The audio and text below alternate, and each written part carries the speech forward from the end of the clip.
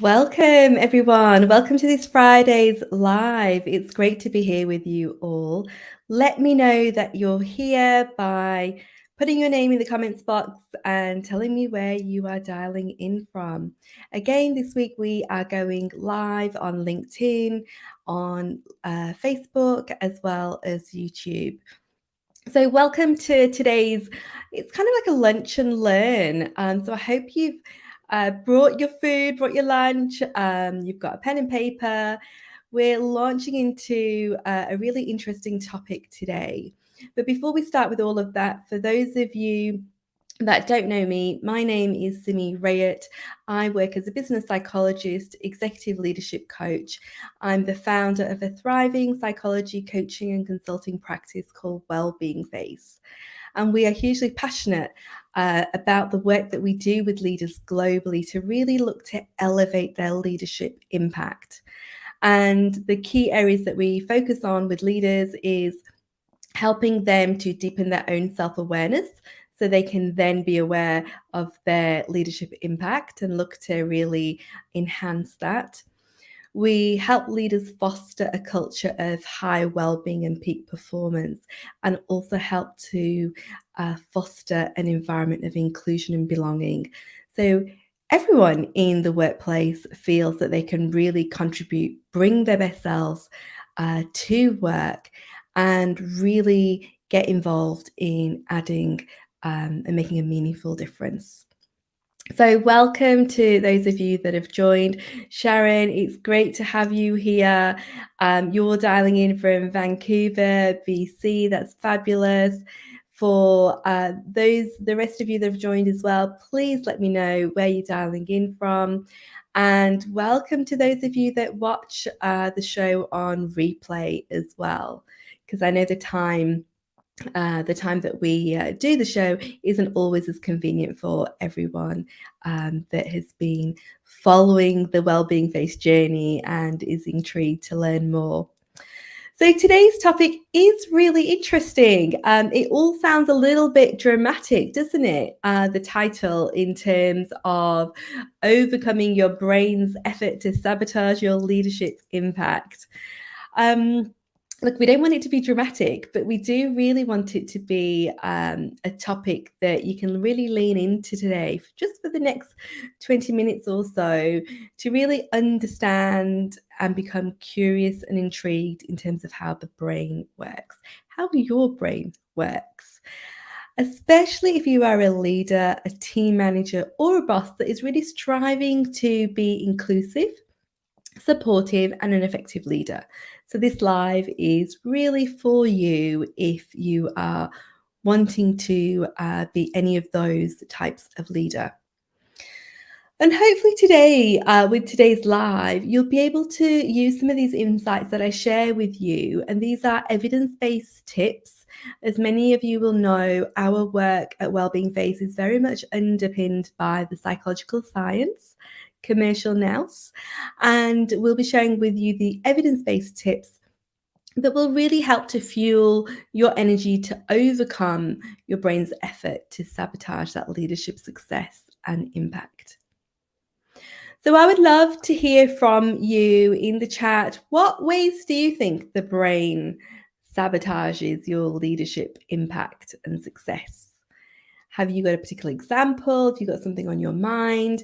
And let's see, as I unfold some of the insights for you today, if any of these resonate with you as well. Okay. So let's start by unpacking what I mean when I say that your brain is looking to sabotage your leadership impact. Because like I said, it all sounds very dramatic. We don't want it to be dramatic, but we really want to be able to lean into this topic and become really curious and learn more. Now, our brain doesn't do this out of ill intent. It's not there to wake up in the morning and say, yes, I'm going to sabotage, your brain today and the way that you operate and the way that you show up as a leader. Not at all. But it is hardwired. So our brain is hardwired to operate, to make us be instinctual, to be quick, and to ultimately remain safe. And this is going back to our evolutionary days of when we were cavemen and cavewomen and we needed to remain safe. Otherwise, we were going to be gobbled up by the next coming predator. But hopefully your workplace is not like that. Hopefully your workplace does not represent the caveman and cavewoman days where you're being chased around by predators. However, there are some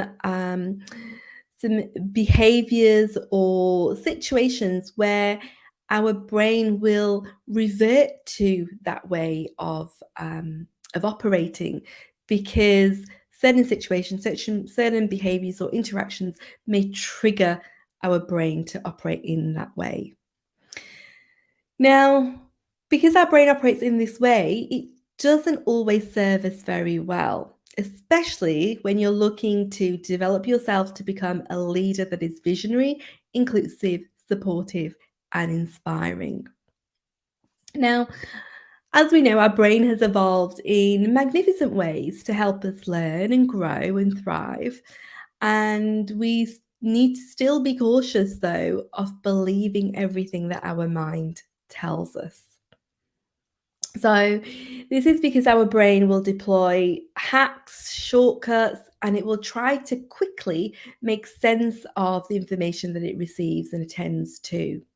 Our brain dislikes ambiguity.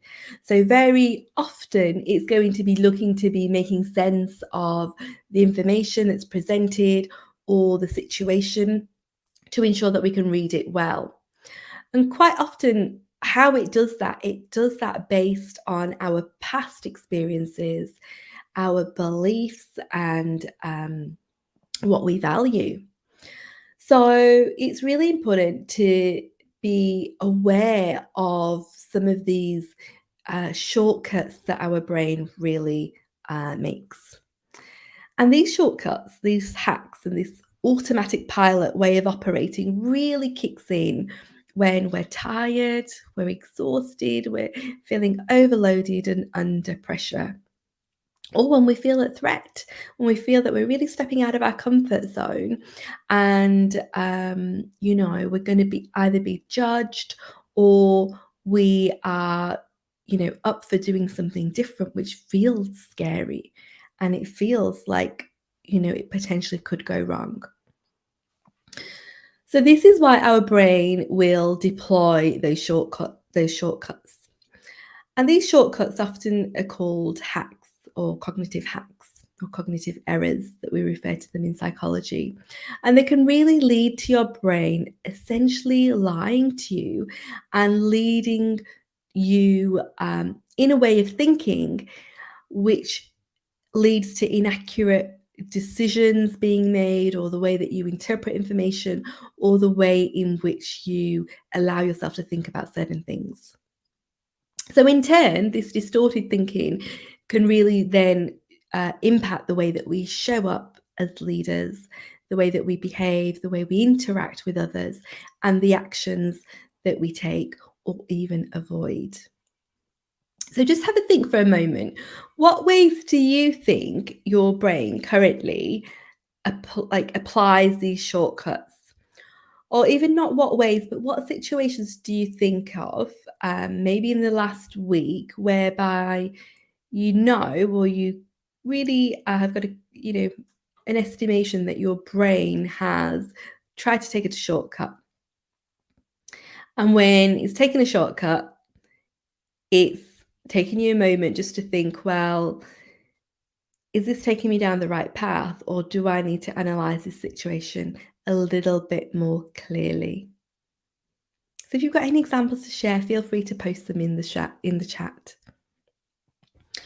So one of the ways in which our brains can lie to us or sabotage the way that we show up as a leader is our brains will tend to overgeneralize. And by this, what I mean is that we may face one challenge, or we may see that someone's performed negatively in our team. And then we are convinced that no matter what this person does, they're going to continue repeating these negative mistakes. So They'll do it again. For example, they may have missed a deadline. You think they're going to do it again. You see that they have avoided communicating to you that they're unable to do something or haven't had the time to do it. They've done that once. You then make that generalization that they're going to do that again and again. Now, you can see that quite quickly as a leader and as a manager, if we allow this overgeneralization hack or shortcut to take control of us, we can quickly start to make very quick assumptions about people in our team that may not essentially be reflective of their actual capability and their actual performance levels.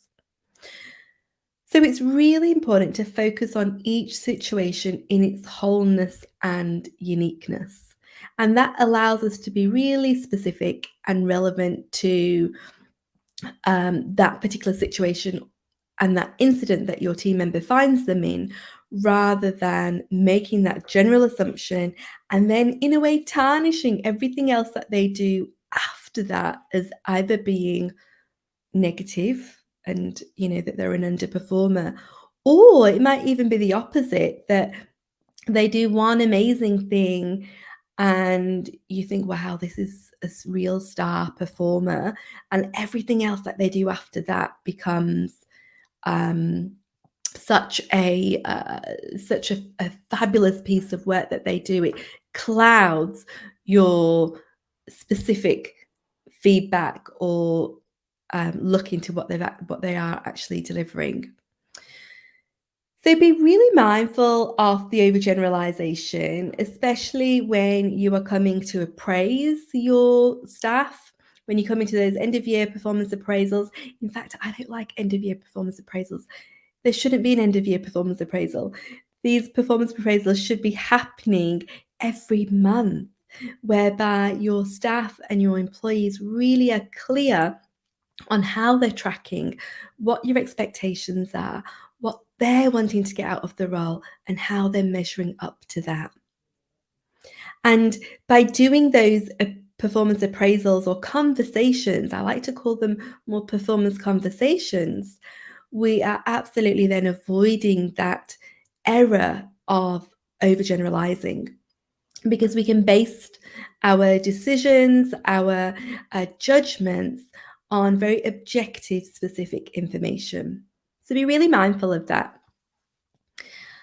So another area or another way that your brain can sabotage you from being an inclusive, fair leader is what we call emotional reasoning.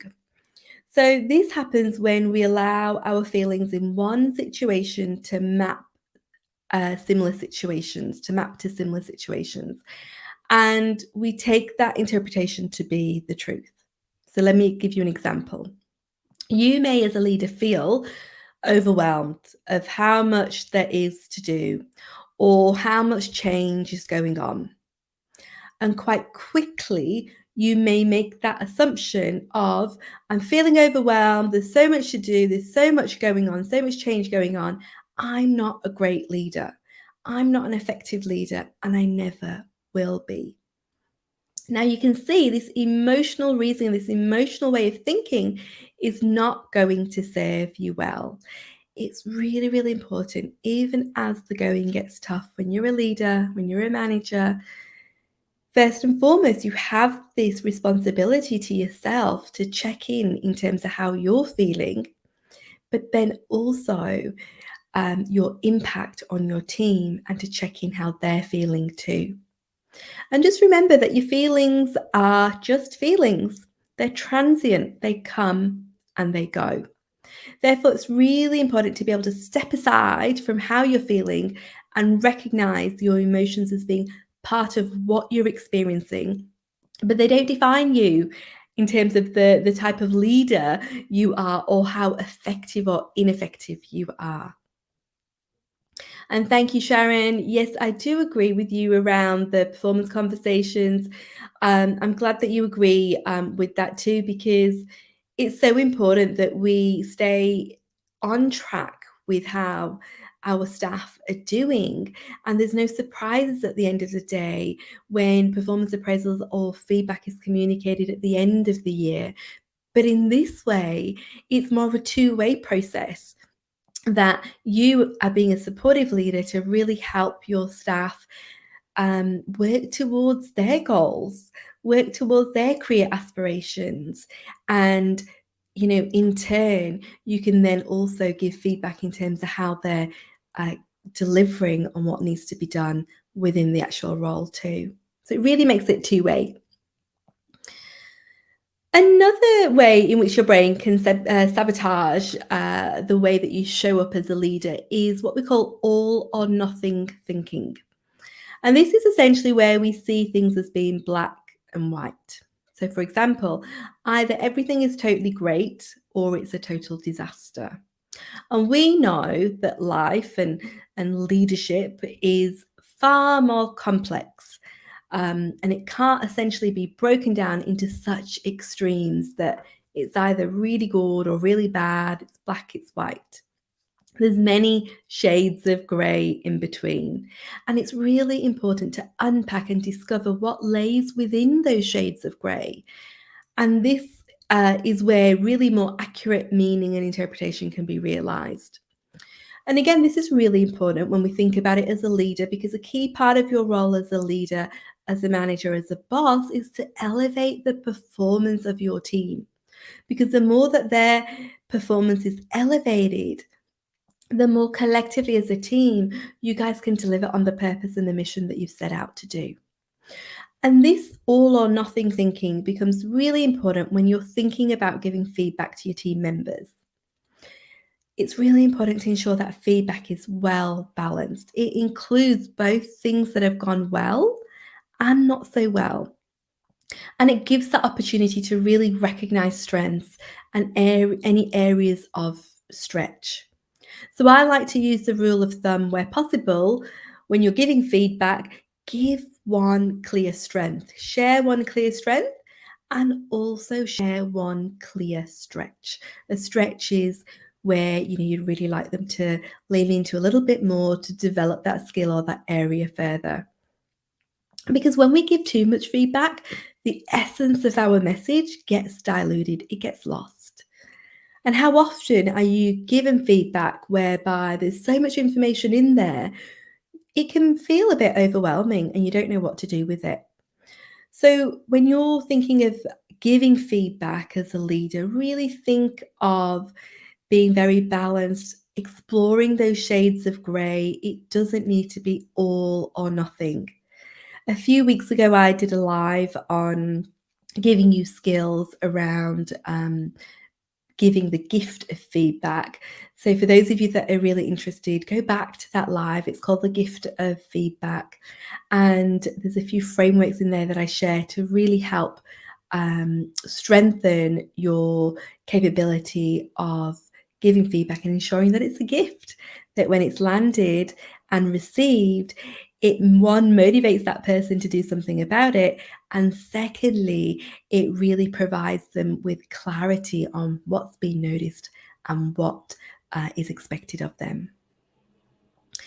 So the last area that I really want to share with you is what we call a mental filter.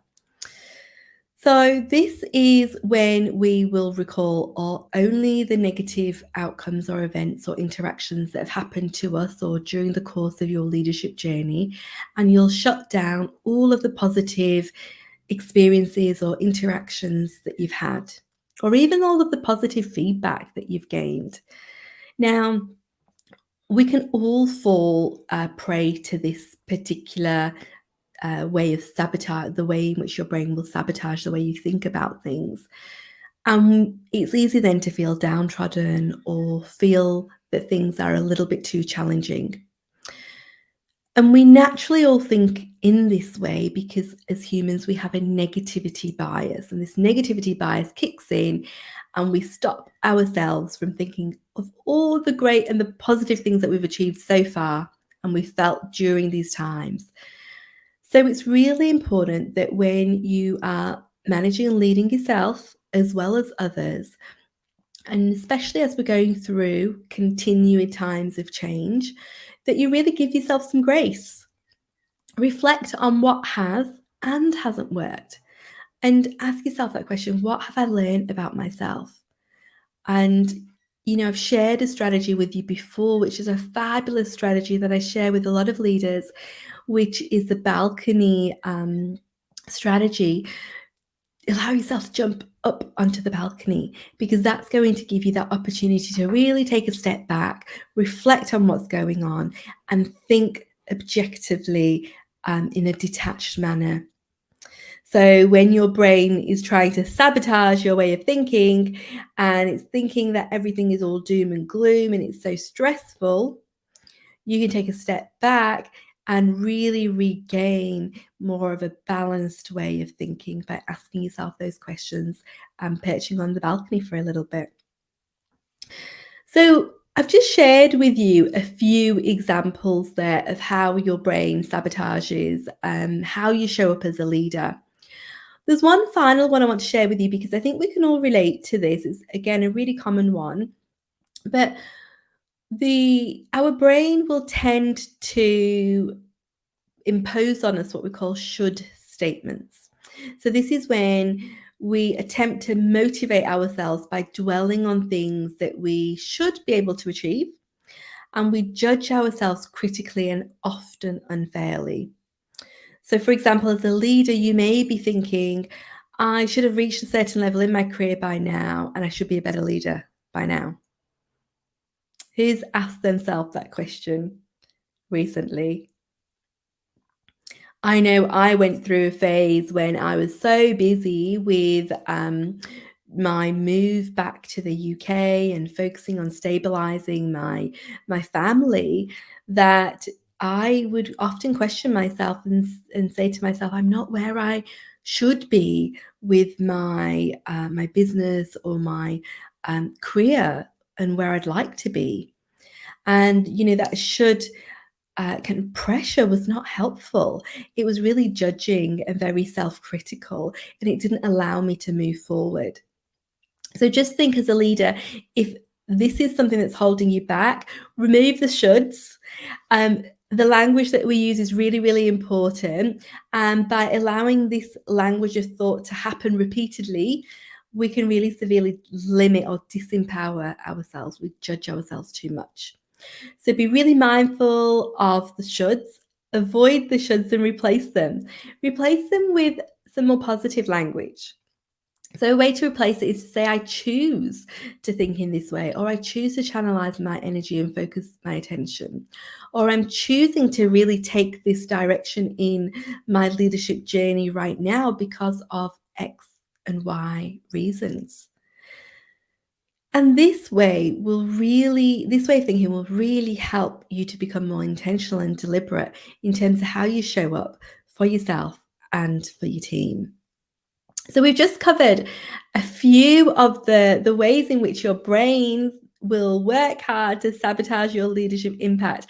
And remember, it's not doing it because it's trying to trip you up. It's absolutely doing it as from a place of trying to keep you safe and trying to keep you protected.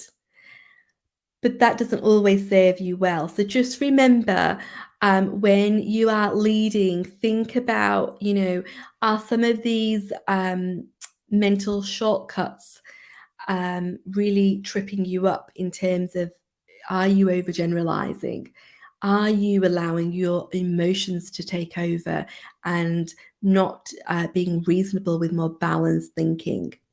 Soon we'll be doing a session on emotional intelligence and how, as leaders, you can really look to elevate your EQ skills, and this will go into a lot more detail in sharing some tips and strategies with you.